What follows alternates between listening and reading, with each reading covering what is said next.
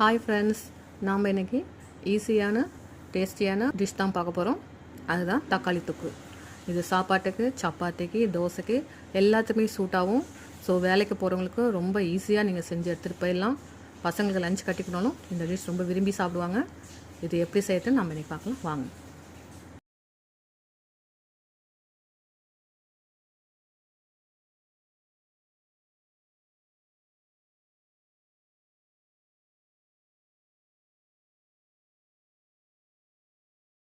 வானல் வச்சுக்கலாம்.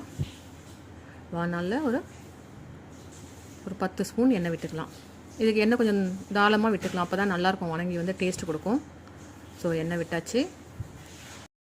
எண்ணெய் நல்லா சூடாயிடுச்சு. கடுகு 1 ஸ்பூன் போட்டுக்கலாம். கடுகு பொரிஞ்சதும் கடலைப்பருப்பு, உளுத்தம்பருப்பு ஜஸ்ட் ரெண்டுமே சேர்ந்து ஒரு 1/2 ஸ்பூன் போட்டால் போதும். போட்டு நல்லா கோல்டன் கலர் வந்துடுச்சு. இப்போ நல்லா ஒரு கொத்து கருவேப்பிலை போட்டுக்கலாம். போட்டாச்சு. இதுக்கு மெயினாக காஞ்ச மிளகாய், நான் ஒரு 10 காஞ்ச மிளகாய் எடுத்து 2ஆக கட் பண்ணி இதில் போட்டிருக்கேன். ஏன்னா நம்ம வேறு எந்த காரமும் நம்ம இதில் சேர்க்க போகிறதில்ல. நீங்கள் காரம் விரும்பி சாப்பிட்றவங்களா இருந்தால் இன்னும் கூட 2 போட்டுக்கலாம். அதனால் ஒன்றும் தப்பு இல்லை. ஏன்னா அதில் புளிப்பு டேஸ்ட் தான் கொஞ்சம் தூக்கலாக தெரியும். ஸோ மிளகா அன்பு போட்டு வணக்கி விட்டுக்கணும். இப்போது பொடியாக நறுக்கி வச்சுருக்க வெங்காயத்தையும் போட்டு நல்லா கோல்டன் கலர் வர அளவுக்கு நம்ம வறுத்து விட்டுடணும்.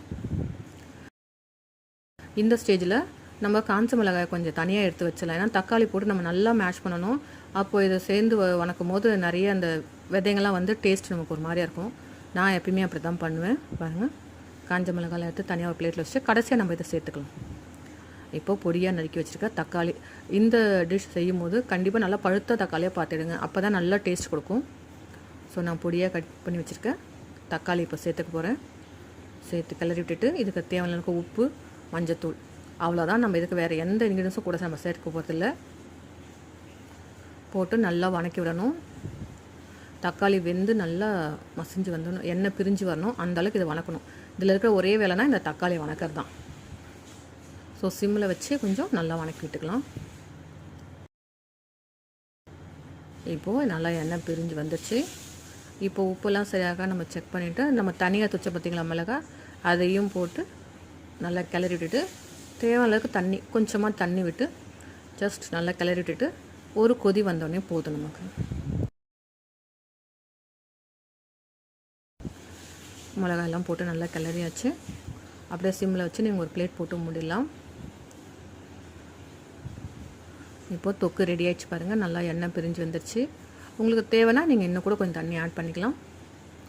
இப்போது சர்வ் பண்ணும்போது மேலே நல்லா கொத்தமல்லி தூவி சர்வ் பண்ண வேண்டியதான். சூப்பரான தொக்கு ரெடி ஆயிடுச்சு.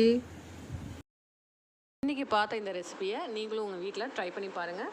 எப்படி இருந்துச்சுன்னு மறக்காமல் எங்களுக்கு கமெண்ட் பண்ணுங்கள். இது மாதிரி இன்னும் நிறைய ரெசிபிஸ் உங்களுக்கு வேணும் அப்படின்னா எங்கள் சேனலை சப்ஸ்கிரைப் பண்ணுங்கள்.